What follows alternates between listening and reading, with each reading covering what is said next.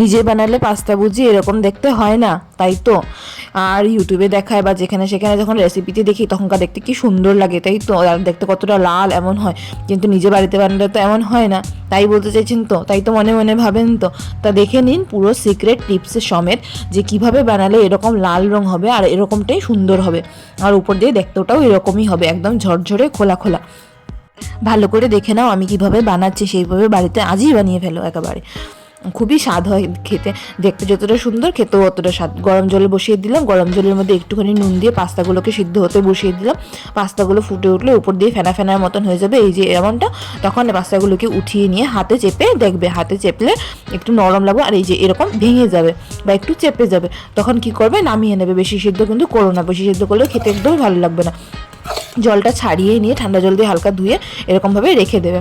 তারপর একটা কড়াইয়ের মধ্যে দিয়ে দেবে তেল কিছুটা, তেলটা কম করেই দেওয়ার চেষ্টা করবে, তেলে কিন্তু কোনো কিছু যায় আসে না। তেলটাকে একটু শুধু কড়াইতে পাশে পেশে লাগিয়ে নেবে, তাহলে পাস্তাগুলো চিপকাবে না।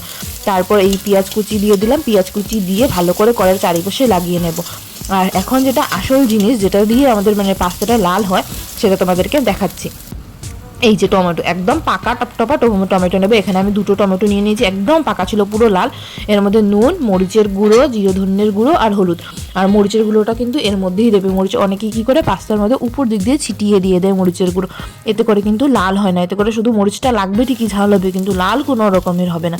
এরকম মানে টমেটোর মধ্যেই দিয়ে দেবে। বা যদি তোমরা টমেটো না দাও তাহলে এই তেলের মধ্যেই দিয়ে দেবে। কখনো যদি টমেটো নাও থাকে, এই যে পেঁয়াজ ভাজার মধ্যে যে তেলটা আছে সেই তেলের মধ্যে দিয়ে দেবে, তখন দেখবে যথেষ্টটা মানে লাল হবে। কিন্তু টমেটো দিলে বেশি লাল হবে, আর একদম দোকান দেখতে মানে যেমন আমরা ইউটিউবে ভিডিওতে দেখতে পাই, ইত্যাদিতে দেখতে পাই, ঠিক সেরকমই হবে। মশলাগুলো দিয়ে ভালো করে জলগুলো শুকিয়ে নেবো, কষিয়ে নেবো ভালো করে, এতে করে মশলার কোনো গন্ধপাতি করবে না, আর খেতেও স্বাদ হবে। টমেটোর কাঁচা কাঁচা গন্ধ একটা দেখবে, গন্ধ বেরোবে, সেই গন্ধটাও কমে যাবে না, তখন মানে পুরো শুকিয়ে যাবে। শুকিয়ে যাওয়ার পর টমেটোর একটা কাঁচা গন্ধটাও চলে যাবে, তখন খেতে ভালো লাগবে। শুকিয়ে এসেছে যথেষ্টটা, একটু ঝোল ঝোল মানে একটু মাখা মাখা রাখবে, নয়তো শুকিয়ে গেলে তো পাস্তার গায়ে লাগবে না লালগুলো। একটু মাখা মাখা রাখলে তখন পাস্তাগুলো দিয়ে ভালো করে মিশিয়ে নেবে। দেখো কত সুন্দর হবে, প্রত্যেকটা টমেটো মানে টমেটোর যে জুসটা আছে, জুসটা পাস্তাগুলোর গায়ের মধ্যে লেগে গেছে, আর পাস্তাগুলো লাল লাল হয়ে গেছে। এখানে ধরো 1.5 চামচ মতন আমি সয়া সস নিয়েছি। সয়া সস না দিলেও হয়, দিলে একটু আর কি ফ্লেভারটা একটু বাড়ে। তো সয়া সস একটুখানি মানে ধরুন 1 চামচ বা 1.5 চামচ মতন দিয়ে দেবেন। আমি আন্দাজ করে এমনি দিয়ে দিয়েছি। দিয়ে তারপরে এর মধ্যে ধনেপাতা দিয়ে দেবো। ধনেপাতা আর অল্প পেঁয়াজ কুচি পড়েছিল দেখলাম, সেগুলোকে দিয়ে দিয়েছি। দিয়ে ভালো করে মিশিয়ে নেব।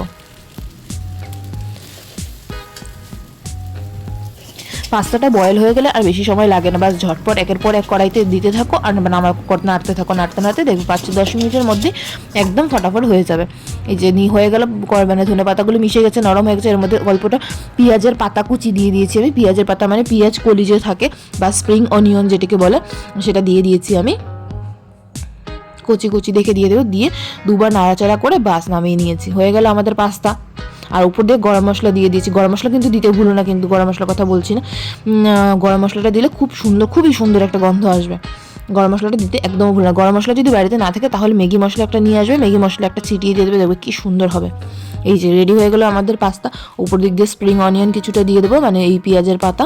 দেখো দেখতে কতটা সুন্দর লাগছে। এরকমভাবে আরও নতুন নতুন রান্নাবান্না শেখার জন্য আমাদেরকে সাবস্ক্রাইব করে রেখো। Thank you.